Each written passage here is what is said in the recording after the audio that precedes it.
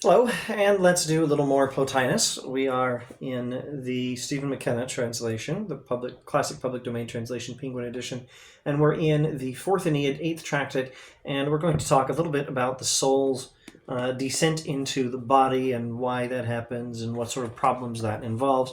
Maybe even before beginning, I should clarify, where's he getting this information? Well, there's various different things of some interest. Even before Plato, there was Pythagoras.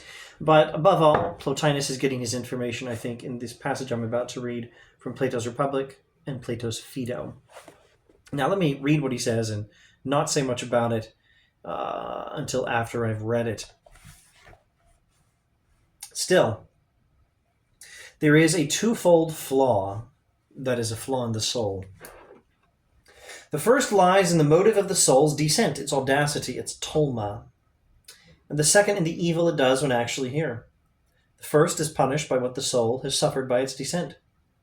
For the faults committed here, the lesser penalty is to enter into body after body, and soon to return by judgment according to desert. The word judgment indicating a divine ordinance, but any outrageous form of ill-doing incurs a proportionately greater punishment administered under the surveillance of chastising daimons. Thus, in sum, the soul, a divine being and a dweller in the loftiest realms, has entered body. It is a god, lowercase g, a later phase of the divine, but under stress of its powers and of its tendency to bring order to its next lower, it penetrates to this sphere in a voluntary plunge. If it turns back quickly, all is well. It will have taken no hurt by acquiring the knowledge of evil and coming to understand what sin is, by bringing its force into manifest play, and by exhibiting those activities and productions which, remaining merely potential in the unembodied, might as well never have been even there if destined never to come into actuality, so that the soul itself would never have known that suppressed and inhibited total. Now, what on earth is he talking about? Well, first of all, he's talking about, for one thing, reincarnation, or transmigration of souls. After this life, you die and your soul gets a new life. You're reborn into another life. Now, in classical Hinduism, transmigration of souls is basically a bad thing. You want to end it. And we have a similar account here. It's better to end the transmigration of souls and return wholly to the divine from whence you came. Now, I think more than in classical Hinduism, there's a positive aspect to embodiment and reincarnation. More on that momentarily. Let's clarify two vocabulary words and then go through the concepts in this passage one at a time. First vocabulary word, daimon, D-A-I-M-O-N in this translation. Another translation will probably render it D-A-E-M-O-N or just translate it demon. But demons has this negative connotation in contemporary English. A demon is an evil spirit, unambiguously a bad spirit being. Well, the Greek daimonion, D-A-I-M-O-N, daimon, eon, I-O-N, or delta, alpha, iota, etc. The Greek daimonion is a spirit, an intermediary spirit between the divine and human beings. So it's not inherently evil, though it can be evil, or at least vengeful and a means of punishment for your sins. So there's some correspondence to the contemporary term demon, but it's not exactly the same thing. Now, tolma, what is tolma? Tolma is often translated audacity. Now, this is a Plotinian word used for whatever the soul does when it leaves its proper place and descends into the lower physical world. Now, what sort of audacity is this? If we think in terms of Abrahamic religion, well, first of all, we have to be really careful because Abrahamic religion does not actually teach that the soul pre-exists its life in the body, or at least it's a very unusual and not a particularly, well, it's not an orthodox position in Abrahamic religion.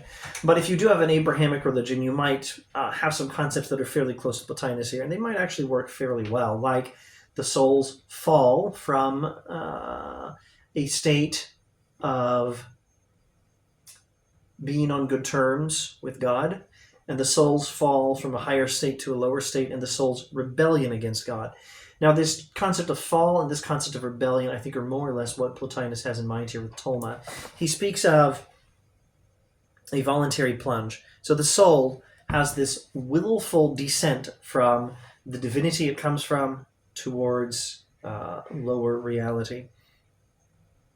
And basically that's bad, but it's very subtle because there's still something good about it. It has a tendency to bring order to its next lower. When the soul descends to the physical world and becomes embodied, we're bringing order to lower reality, lower levels of the world, and that's a good thing.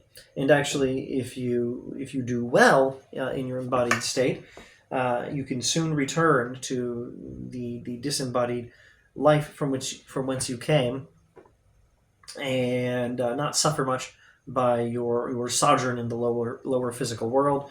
You will have perhaps brought some order to lower regions of reality, and not done particularly bad by it, but you can do very bad. It's still a flaw to even be here at all. In Plotinus, to be embodied is very much to have descended from a higher state, to have fallen from a higher state. For the soul to be embodied is for the soul to have fallen from its higher state. Embodiment is fall in Plotinus, although this is not the teaching of Abrahamic religion. It's very much the teaching of Plotinus.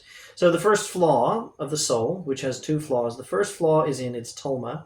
The second flaw is any evil it does while it's actually here. Any particular evil of an embodied state, perhaps theft or some sexual sin, or even just eating too much food, eating too much ice cream or whatever. Embodied evil is what we're talking about. The soul has two flaws. One, the tolma that brings it down here. Two, any sin we commit while we are here. And what the soul suffers by its descent is the natural consequences of its tolma. I think he just means we suffer embodiment. Embodiment is a state of suffering. We get ill. We eventually die. We suffer when we are in the body. We don't get enough sleep, and we come down with colds and flus and maybe COVIDs and so on. But the second evil, our sins committed in an embodied state, have a different punishment. They have the punishment of reincarnation, entering into body after body, and then eventually returning with some divine judgment according to what we deserve to a state of complete unembodiment. But any outrageous form of ill-doing incurs a proportionally greater punishment. So particularly bad, egregious crimes while embodied will give you a greater punishment administered under surveillance of chastising daimons. And this calls to mind passages in the Phaedo or the Republic where people who commit particularly bad crimes, they can expect extra bad punishment after death. And so the soul is a divine being, a dweller in loftier realms, and enters body. It is a god, lowercase g, a later phase of the divine. Plotinus has at least some aspects of pantheism. Your soul is somewhat like on classical Hinduism, something like an offshoot from the divine all-soul. Although, once again, in Plotinus, there's the all-soul, and then there's divine mind, and then there's the one, or the good. Your soul is an offshoot of that lowest level of divinity, I think. I may still be giving a somewhat oversimplified account of Plotinian metaphysics. Take it until you learn it better, if you ever have that privilege. And the soul is a divine being, a dweller in the lofty realms. It enters body, and it has a tendency to bring order to what is lower than it, and that's a good thing. That is an extension of ordering further throughout the universe. And I reckon that's all I want to say about this passage. The lesson from Plotinus, I suppose, would be good. Watch out for those sins we do in the body. Learn to contemplate the higher world. And with that, I shall end this video. More Plotinus next time. Thanks for watching.